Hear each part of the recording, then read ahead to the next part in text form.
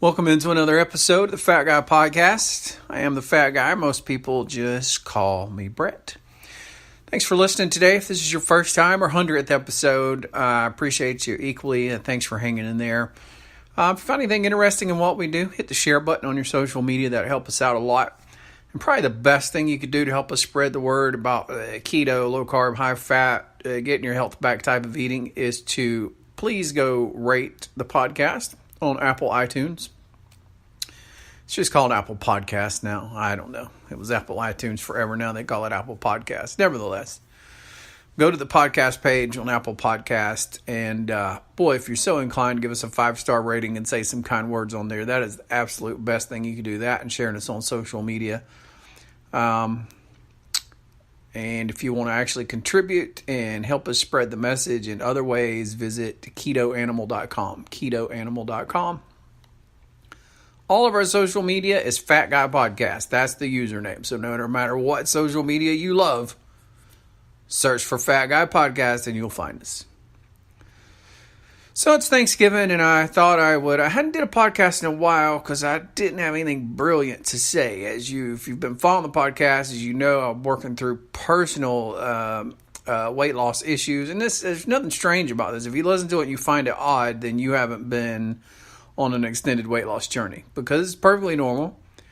I'd say this one's probably a little bit more extended than it should be for several reasons. It all started back about the 1-year anniversary of my mother passing.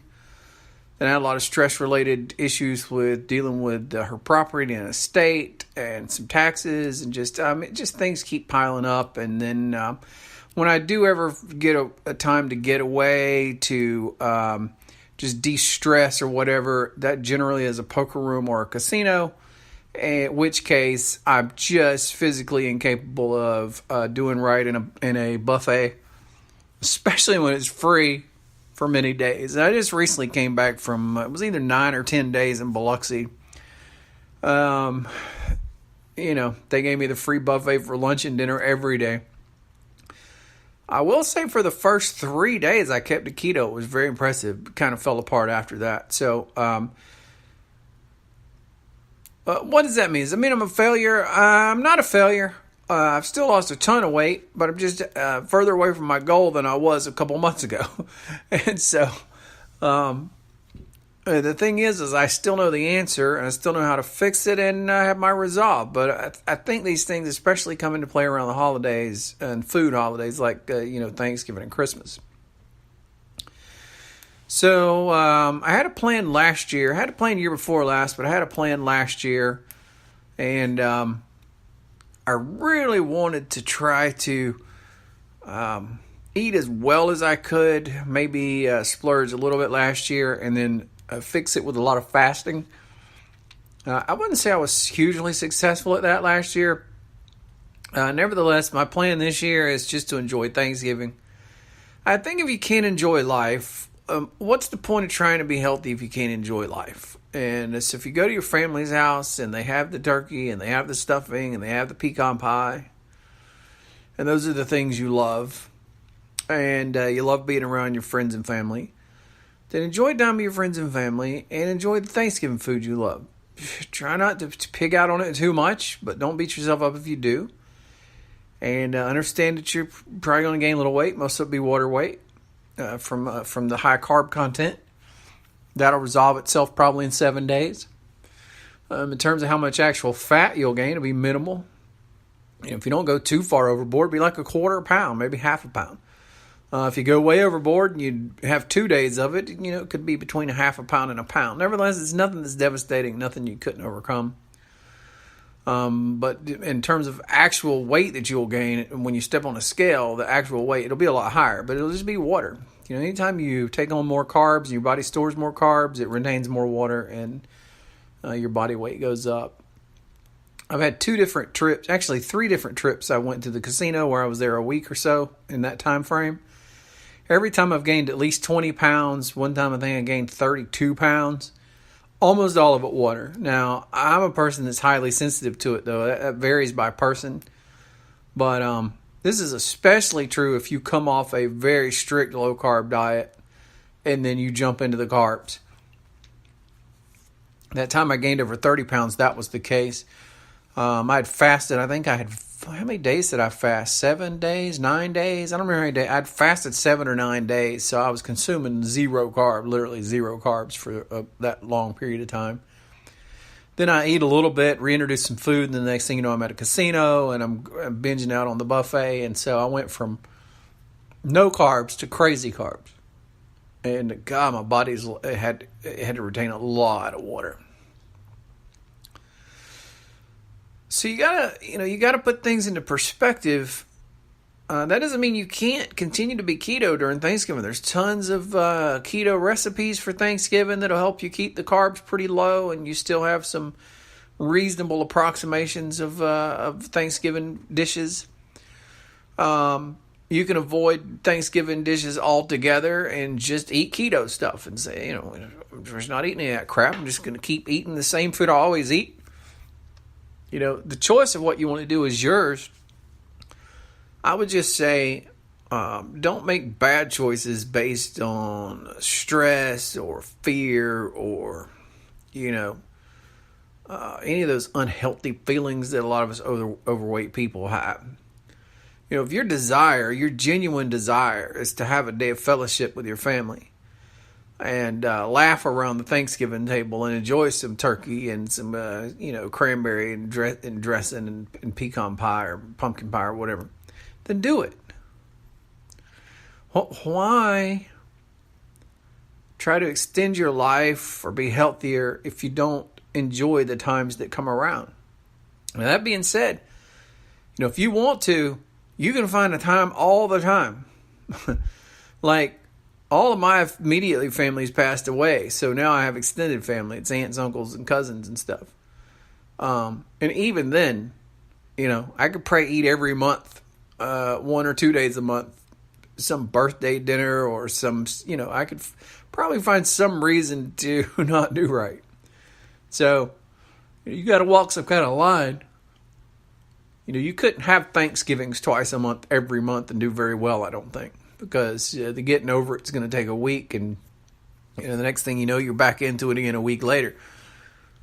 But if you pick and choose what's important to you, maybe it's your birthday, maybe it's your anniversary with your spouse, maybe it's Thanksgiving, and maybe there's 4 of them a year or something, to where you just say I don't care that much at all. And then maybe you have vacation once a year and you're a little more lax there. I think it's fine as long as your mindset is fine. As long as you don't stress out about the water weight gain that's coming and the 1 or maybe 2 pounds of fat you gain.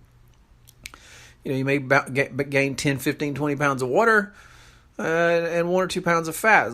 As long as you understand that that's coming and you're not going to freak out about it, you're not going to beat yourself up about it, say how horrible you are and what a loser you are, and that's an acceptable part of your enjoyed life.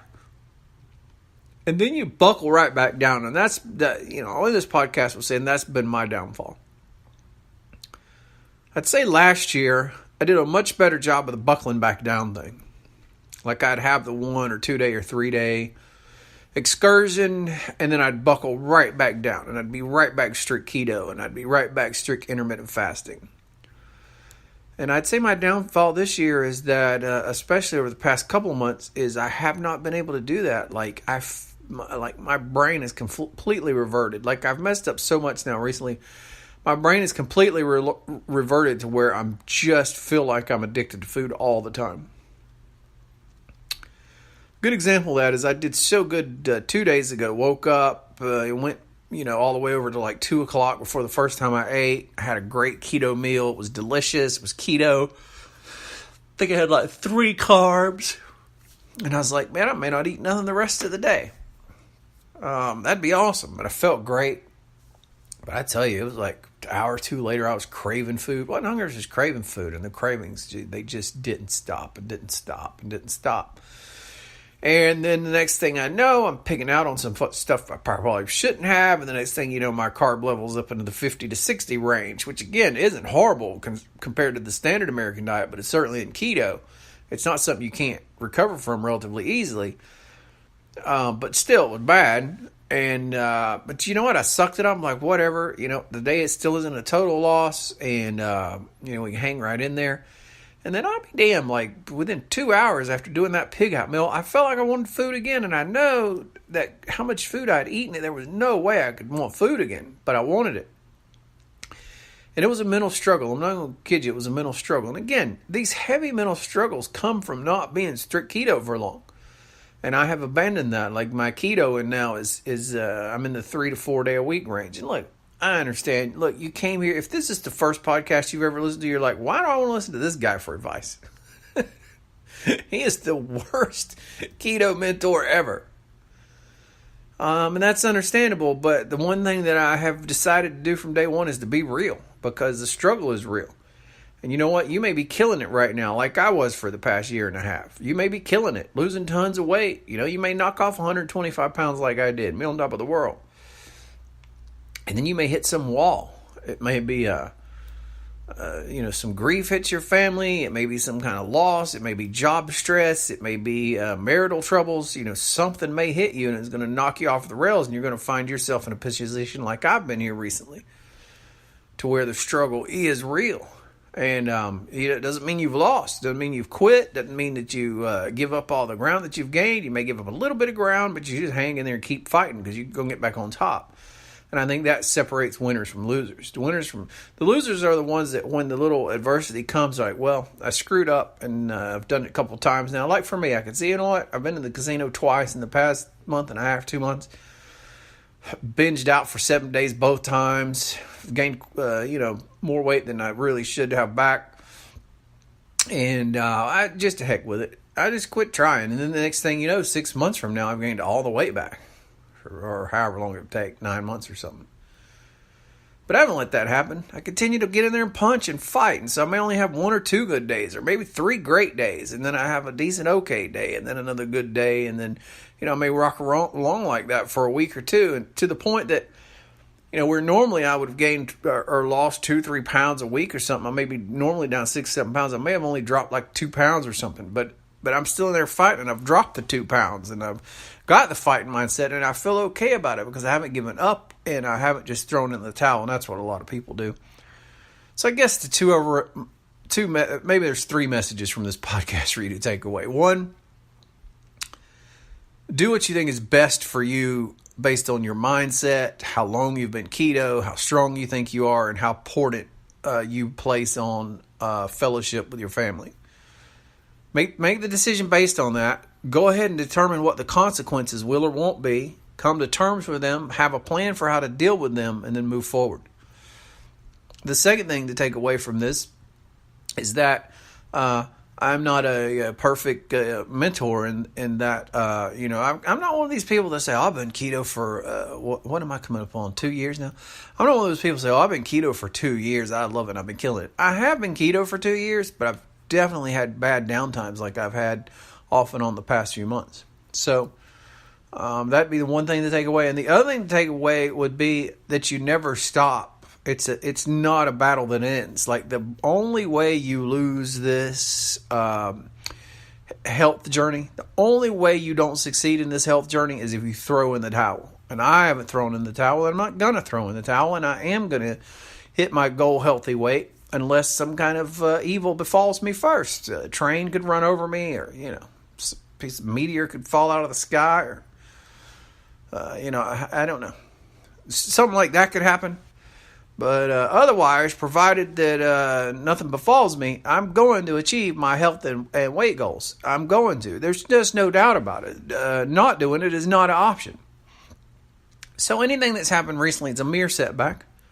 I continue to strive to get my mind in the right place. I continue to strive to get my health and nutrition in the right place. And we power forward. And we just power forward. And we don't make excuses because it's Thanksgiving. We just take things head on. Evaluate it up front. I think that's the most important thing that I've found with anything. And the place I don't do it is the casino. That's the place that I don't do it. Every other avenue of me eating where food is involved, I do this every time. I evaluate ahead of time. I decide what I think is the best way for me to handle it. I come up with a plan, and then I move through it according to that plan. It's been 2 or 3 occasions where I had the, it's going to be a carb day because of this occasion or this event or whatever. But my plan is to fast 3 days after. And I've done it, and it's worked perfectly. You nail the 3-day fast. All the water weight you've gained is gone. Any fat you might have gained is gone. And you're powering right through. And the cravings for carbs is gone. And you're right back on track with the healthy keto with no problem. And that comes from having a plan and being committed. So, have a plan, be committed, know what's important to you on this holiday, and stay the course. Thanks for listening to this. I know this isn't the most step-by-step, most informative, most inspiring podcast I've ever done, but it's real, and that's all I've ever promised is to be real. Appreciate you guys. See you next time.